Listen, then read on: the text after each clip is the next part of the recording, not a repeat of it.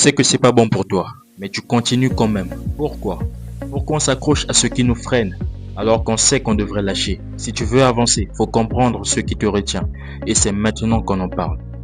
Les chaînes les plus dangereuses ne sont pas celles en fer, mais ce sont des chaînes qu'on ne voit pas.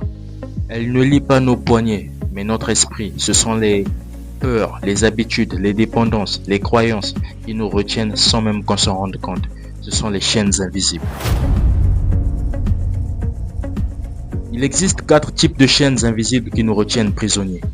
Prends juste en compte ces 4 types que je vais te citer dans cette vidéo. C'est parti. En première position, on a les chaînes de l'éducation et de la société. Dès l'enfance, on nous dit comment penser, comment croire, ce qui est bien ou ce qui est mal. Mais une chose qu'on ne nous apprend pas, on ne nous apprend pas à nous connaître, mais plutôt à rentrer dans un moule. Et ce qui donne un résultat comme beaucoup vivent pour plaire aux autres et non à eux-mêmes. En deuxième position, on a les chaînes émotionnelles. Ce qui peut être l'attachement toxique à une personne, la peur d'être seul, le manque d'estime de soi, le besoin d'approbation des autres. Tout ça crée des chaînes intérieures. On reste dans les relations qui nous détruisent juste parce qu'on a peur de l'inconnu. Donc l'immaturité émotionnelle. Et en troisième position, nous avons les chaînes modernes qui sont les réseaux, le téléphone, le sexe.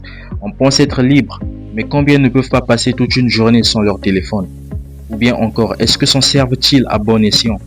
Ou bien sont-ils là pour valider leur existence par des likes, des vues ou du plaisir immédiat? Beaucoup se cachent.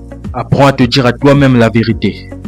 La société nous grave de dopamine, mais vide notre volonté.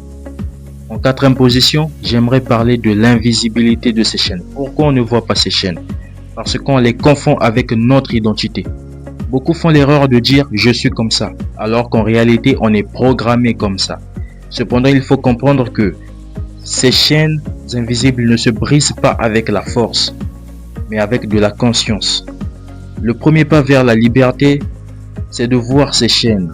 Ensuite, petit à petit, on peut les desserrer. Se libérer, ce n'est pas fuir le monde, mais c'est reprendre le contrôle de sa vie.